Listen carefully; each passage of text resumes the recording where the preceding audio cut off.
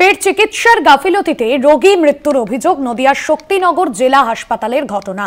গরিবদের সঙ্গে দুর্ব্যবহারের অভিযোগ, পরিবারের লোকেদের সঙ্গে দুর্ব্যবহারের অভিযোগ এবং ডাক্তার ও হাসপাতালের অতিরিক্ত সুপারের বিরুদ্ধে থানায় অভিযোগ দায়ের করা হয়েছে।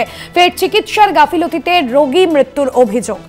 রূপম রায় প্রতিনিধি রয়েছেন ফোন লাইনে। রূপম, হাসপাতাল কর্তৃপক্ষের বিরুদ্ধে কি অভিযোগ আনছেন ওই রোগীর পরিবার?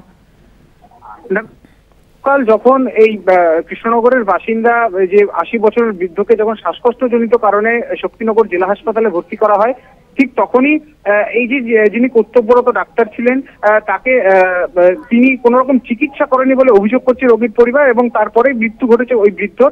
এবং তার পরবর্তীতে তারা সরব হন যে কেন এই বিনা চিকিৎসায় মৃত্যু বরণ করলেন তাদের পরিবারের একজন।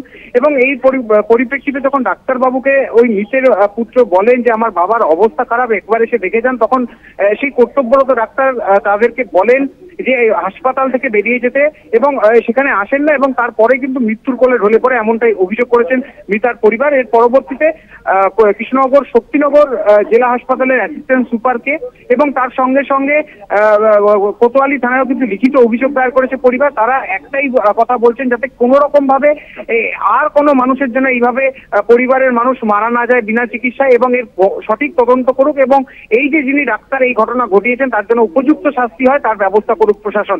এখনো পর্যন্ত প্রশাসন সূত্রে খবর, অভিযোগের ভিত্তিতে তদন্ত শুরু হয়েছে। যদি সেই ডাক্তার এমন ঘটনা ঘটিয়ে থাকে তাহলে তার বিরুদ্ধে ব্যবস্থা নেওয়া হবে, এবং হাসপাতালের তরফ থেকেও জানা গেছে যে এই বিষয়ে এখনো পর্যন্ত হাসপাতাল কর্তৃপক্ষ আভ্যন্তরীণ তদন্ত চালাচ্ছে। ভাস্বতী, ধন্যবাদ রূপম।